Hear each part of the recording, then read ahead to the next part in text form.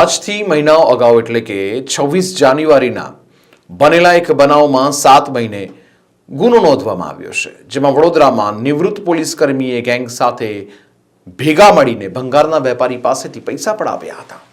વડોદરા શહેરના વાડી પોલીસ મથકમાં ફરિયાદી ઉવેશ ઇસ્લામુદ્દીન મલેકે ફરિયાદ આપી હતી, જે અનુસાર 26 જાન્યુઆરી 2025ના રોજ તે તેના મિત્ર જોડે ગોડાઉન પર હતા.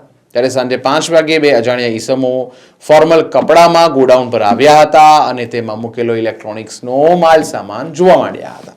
બાદમાં કહ્યું કે આ ચોરીનો માલ છે.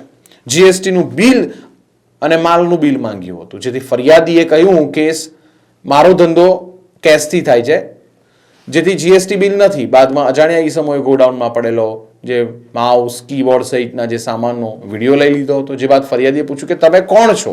જીએસટીના અધિકારી છો? બાદમાં સામેથી વાડી પોલીસ મથકના અધિકારી તરીકેની ઓળખ આપવામાં આવી હતી. થોડી વારમાં ત્રીજી વ્યક્તિ કેમેરો અને માઇક લઈને આવ્યો હતો અને તે પોતે પ્રેસમાં હોવાની ઓળખ આપી હતી અને ગોડાઉનમાં પડેલા સામાનનો એ વિડીયો ઉતારવા લાગ્યો હતો. બાદમાં તેણે ગંદી ગાળો ભાંડી હતી તથા તમામે મળીને ચોરીનો સામાન છે તેને ગુનામાં ફિટ કરી દઈશ, 5 લાખ રૂપિયા આપવા પડશે તેવી માંગ કરી હતી.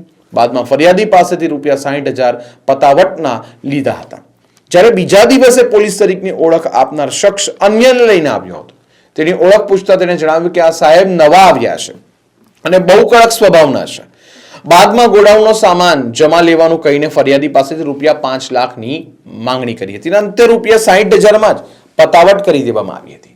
ફરિયાદના આધારે ગત રોજ વાડી પોલીસ મથક દ્વારા ગુનો દાખલ કરવામાં આવ્યો હતો, જે બાદ પોલીસની ટીમો એક્શનમાં આવી હતી. ટેકનિકલ સોર્સિસ અને હ્યુમન સોર્સના આધારે ફરિયાદીના મિત્ર મોઇન આશિફ સાદીવાન, સલીમ સિદ્દીકભાઈ શેખ, તજમુલ્લી ઉર્ફે લાલુ, આરિફ અલી સૈયદ, હર્ષદભાઈ લીંબાભાઈ ગોહિલની ધરપકડ કરી છે. ઉપરોક્ત તમામ પાસેથી ખોટી રીતે કઢાવેલા ₹90,500 રિક્ષા અને બાઇક મળીને કુલ ₹2.40 લાખનો મુદ્દામાલ કબજે કરવામાં આવ્યો છે. પોલીસે તમામની ધરપકડ કરીને તેમના વિરુદ્ધ વધુ કાયદેસરની કાર્યવાહી હાથ ધરી છે.